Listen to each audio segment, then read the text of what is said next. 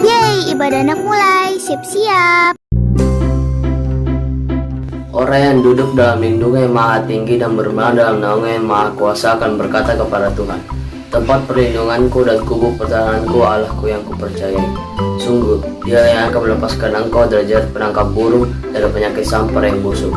Dengan kepaknya Ia akan melindungi engkau, di bawah sayapnya engkau akan berlindung. Kesetiaannya ialah perisai dan pagar tembok. Engkau tak usah takut terhadap kedahsyatan malam, terhadap panah yang terbang di waktu siang, terhadap penyakit sampar yang berjalan dalam gelap, terhadap penyakit menular yang mengamuk di waktu petang. Walau 1000 orang lebah di sisimu dan 10.000 di sebelah kananmu, tetapi itu tidak akan menimpamu. Engkau hanya menontonnya dengan matamu sendiri dan melihat pembalasan terhadap orang-orang fasik. Sebab Tuhan ialah tempat perlindunganmu, yang maha tinggi telah kau buat tempat perteduhanmu. Malapetaka tidak akan menimpa kamu, dan tulah tidak akan mendekat kepada kemahmu. Sebab malaikat-malaikatnya akan diperintahkannya kepadamu untuk menjaga engkau di segala jalanmu.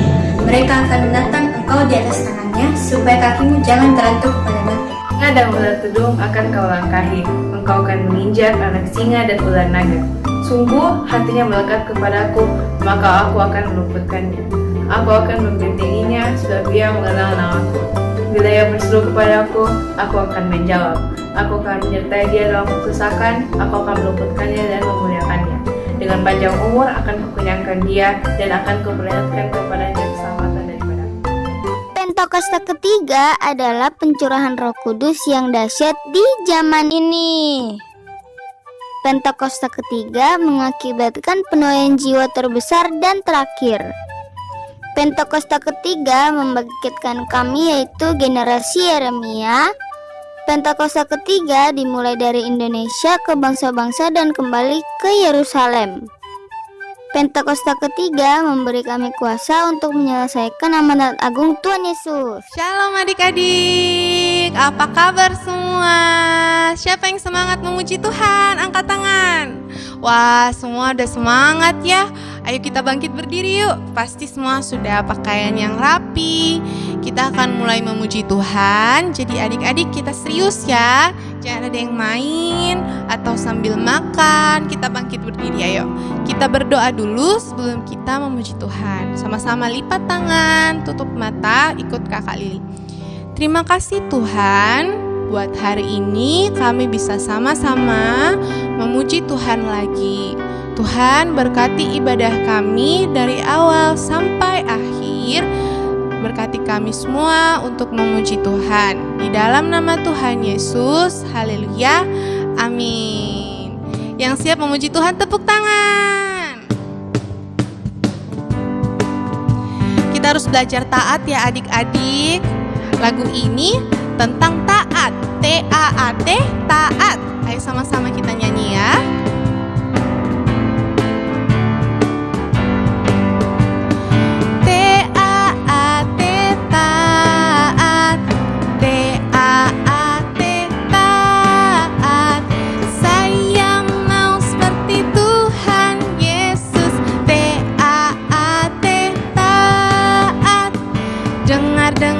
Suara Tuhan Yesus, dengar-dengaran suara papa, mama, turuti nasihat mereka berdua. T-A-A-T, taat, T-A-A-T, taat, T-A-A-T, taat. Saya mau seperti Tuhan Yesus. Dengar-dengaran suara Tuhan Yesus, dengar-dengaran suara papa, mama, turuti nasihat mereka berdua. T-A-A-T, taat. Dengar-dengaran suara Tuhan Yesus, dengar-dengaran suara papa, mama, turuti nasihat mereka berdua.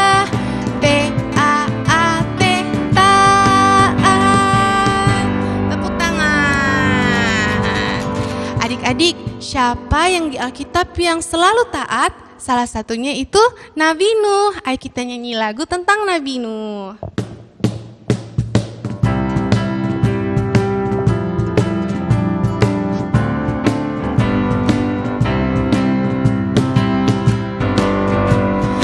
Nabi Nuh dan istrinya, 3 orang anaknya, 3 orang mantunya masuk dalam bahtera.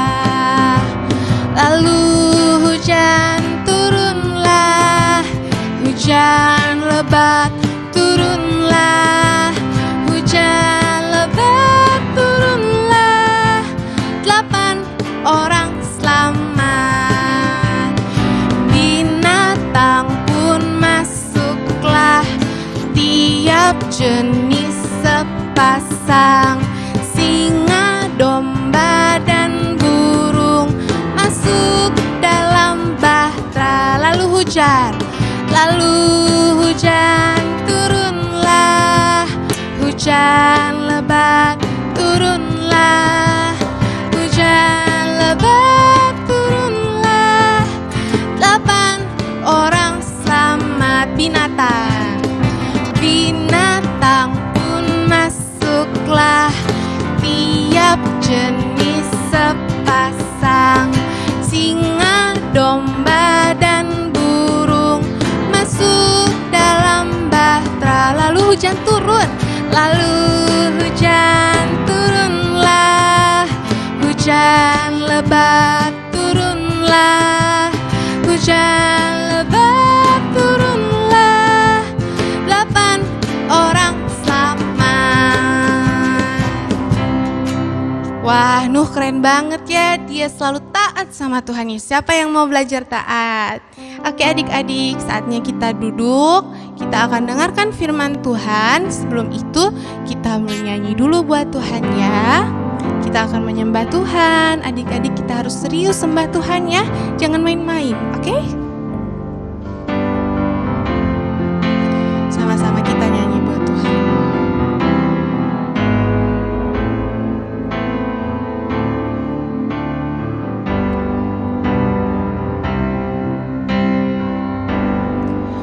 Ku mau cinta Yesus selamanya. Cinta Yesus selamanya.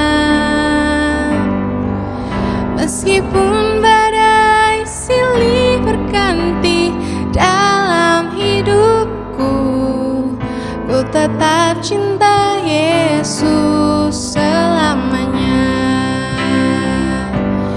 Ya Aba, Bapa, ini aku anakmu, layakkanlah seluruh hidupku.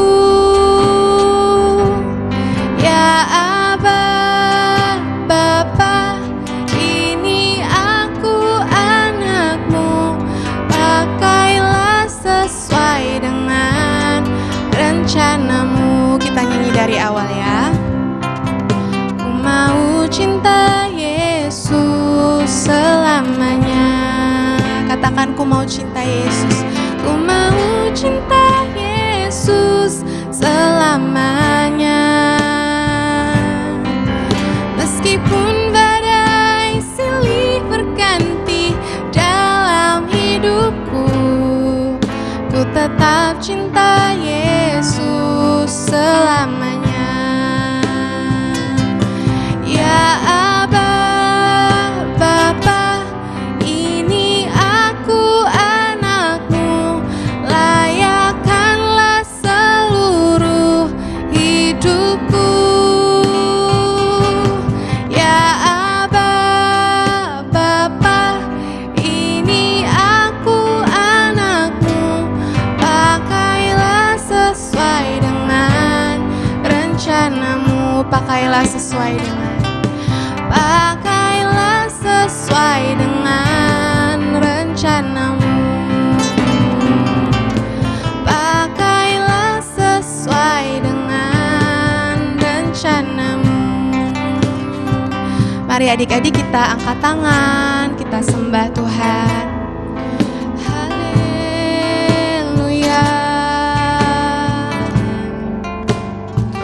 Kami mau cinta Yesus, kami mau cinta Yesus.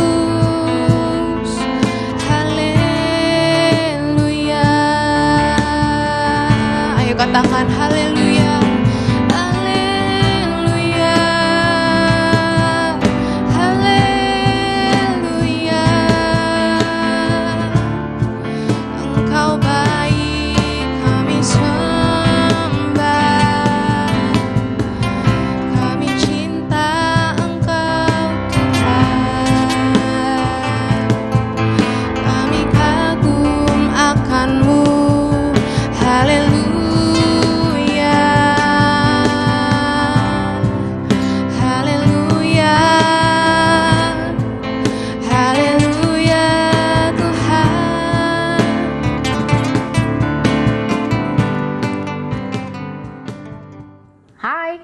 Shalom semua, puji Tuhan ya kita bisa jumpa lagi hari ini. Kita akan belajar firman Tuhan sama-sama.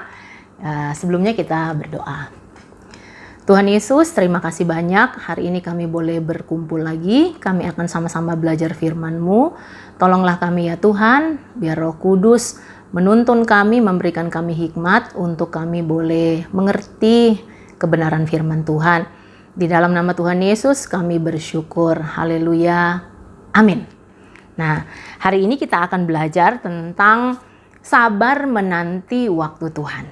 Ya, penting sekali untuk kita belajar bersabar. Apalagi di zaman seperti ini ya. Zaman ini adalah zaman yang serba cepat, serba instan semuanya. Kita tidak mau menunggu, kita tidak suka menunggu. Biasanya kalau pagi-pagi, apalagi kalau terlambat bangun, iya kan? Kalau sudah mulai mau Zoom begitu ya, wah maunya tuh begitu tindis powernya langsung nyala gitu. Kalau internetnya lagi down, putar-putar, wah kita sudah gelisah. Aduh kenapa ini, kita udah mengeluh segala macam. Ya kan? Seperti itu ya. Nah, di zaman yang seperti ini ya memang semua harus cepat gitu. Tapi yang perlu kita lihat, kita juga perlu bersabar. Ya, perlu bersabar menantikan waktu Tuhan, karena waktu Tuhan itu kadang tidak sesuai dengan waktu kita. Tuhan itu melalui proses yang biasanya panjang, biasanya juga tidak terlalu panjang, tetapi ada kalanya waktu Tuhan itu tidak sama dengan waktu kita. Nah, karena itu kita mau belajar hari ini dari satu tokoh ya namanya Nuh. Kita baca ya, Kejadian pasal yang ke-8 ayat yang pertama sampai ayat yang ke-22. Kejadian pasal yang 8 ayat yang pertama sampai 22. Tapi hari ini kita baca saja sampai ayat yang ke-5. Ya.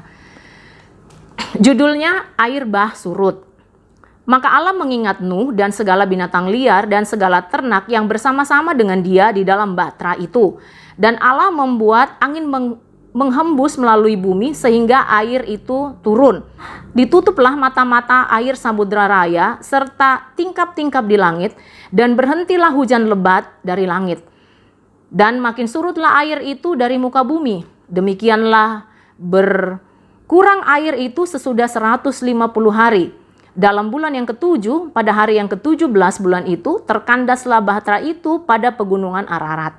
Sampai bulan yang ke-10 makin berkuranglah air itu. Dalam bulan yang ke-10 pada tanggal 1 bulan itu tampaklah puncak-puncak gunung. Kita lompat ayat yang ke-14. Dalam bulan yang kedua, pada hari yang ke-27 bulan itu, bumi telah kering. Lalu berfirmanlah Allah kepada Nuh, keluarlah dari bahtera itu, engkau bersama-sama dengan istrimu serta anak-anakmu dan istri anak-anakmu. Ya, jadi kita tahu semuanya bahwa Nuh membuat bahtera, ya kan? Membuat bahtera disuruh oleh Tuhan. Ya, dia membuat itu begitu detil dan kemudian Tuhan akan menghukum bumi. Ya, akhirnya Tuhan mengirim hujan. Hujan tidak berhenti selama 40 hari 40 malam. Bukan hanya hujan yang turun, tetapi mata-mata air juga itu semua terbuka dari tanah. Jadi bumi itu dipenuhi dengan air itu sampai ke gunung yang paling tinggi pada waktu itu bahkan dikatakan 15 hasta di atas lagi yang paling tinggi. Jadi semua bumi tertutup oleh air. Ya, 1 hasta itu 45 cm, jadi itu tinggi sekali. Nah, bumi diliputi oleh air itu tadi dikatakan 150 hari. Nah, 150 hari Nuh itu di dalam bahtera, di tengah air yang begitu banyak menutupi bumi ini. Dan tadi dikatakan bahwa ayat yang pertama, maka Allah mengingat Nuh dan segala binatang liar dan seterusnya.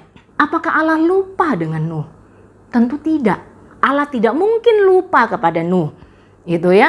Tapi kenapa Alkitab berkata Allah mengingatnya? Berarti Allah lupa dong. Gitu ya. Alkitab berkata Allah mengingat Nuh, itu maksudnya adalah bahwa selama 150 hari waktu pintu bahtera ditutup itu, ya, dari 40 hari sampai kepada 150 hari itu Tuhan tidak pernah berbicara apa-apa kepada Nuh. Nah, dalam kondisi seperti ini, adik-adik, pasti bisa saja Nuh merasa galau ya. Aduh, kok Tuhan kasih masuk saya di bahtera? Tuhan tuh enggak bersuara lagi, enggak seperti dulu waktu bikin bahtera itu. Tuhan kasih tahu detailnya, ukuran panjang, lebar, dan tinggi dari bahtera ini. Tuhan bicara jelas. Kenapa sekarang kita sudah dalam bahtera kemudian Tuhan enggak bicara? Gitu ya. Wah, Nuh itu bisa galau. Tetapi Nuh tetap sabar. Dia tahu bahwa Allah beserta dengan dia. Walaupun dia tidak mendengarkan, seakan-akan dia tidak mendengarkan suara Tuhan. Dan memang Alkitab mencatat bahwa Tuhan tidak berbicara apa-apa selama Nuh ada di dalam bahtera.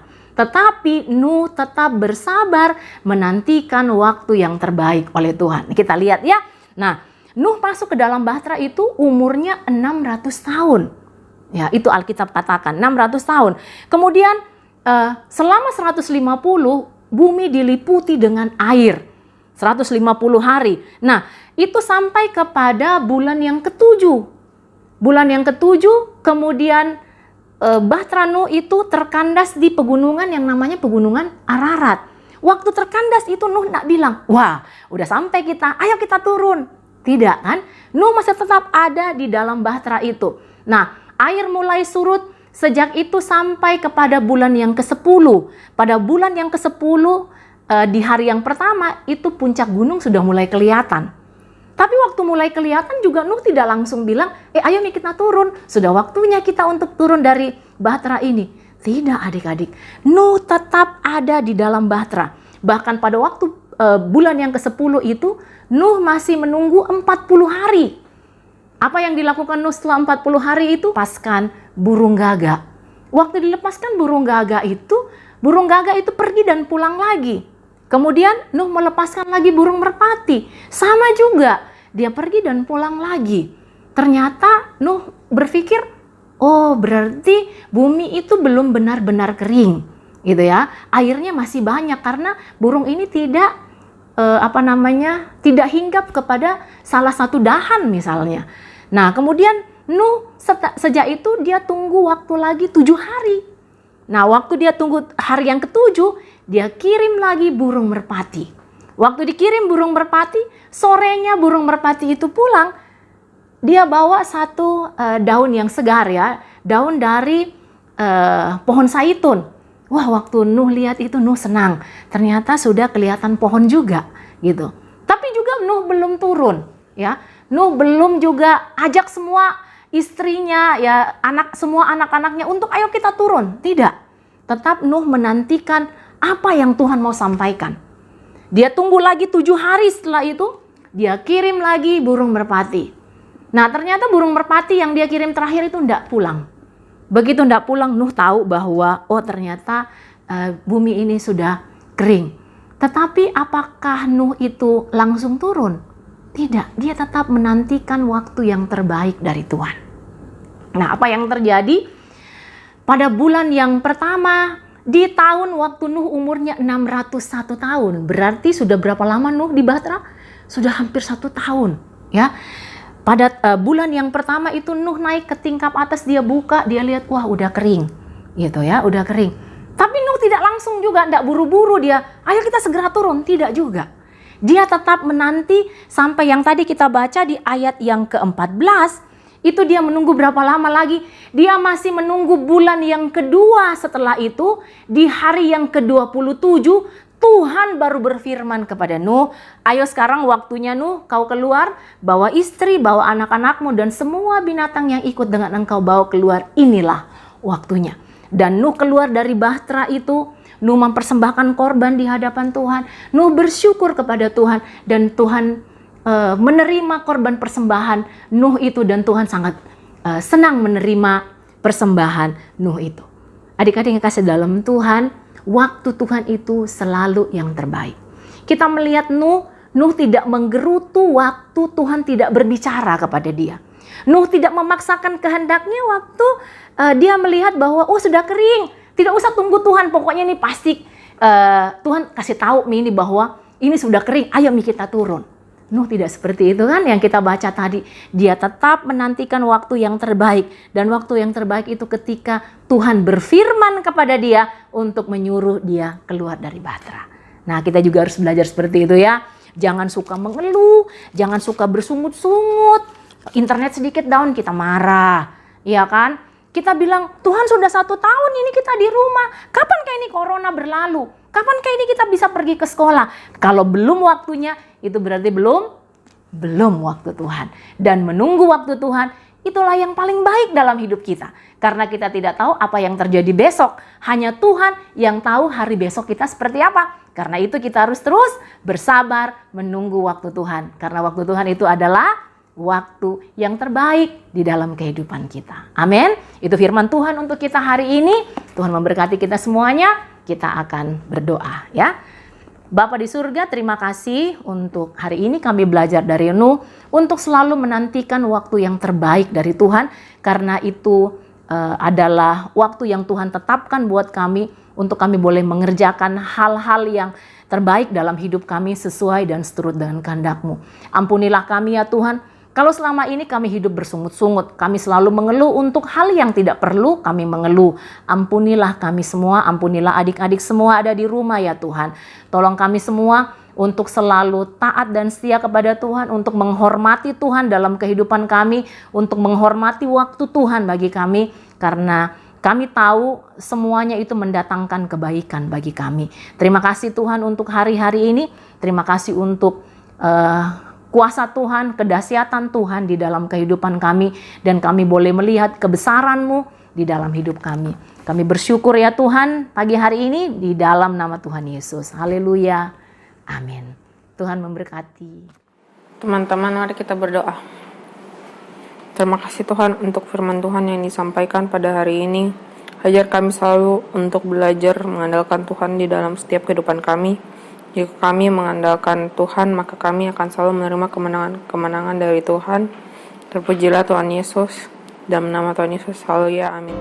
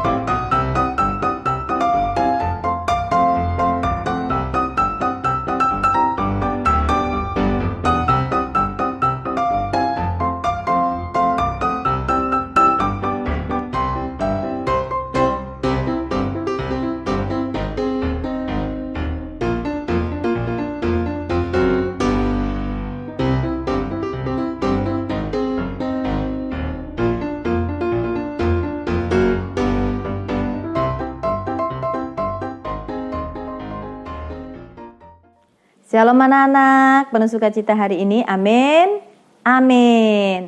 Oke, kita akan akhiri ibadah pada hari ini. Kita akan berdoa. Kita tutup mata, kita berdoa. Segala berkat rohani dari surga turun berlimpah-limpah atas kita semua.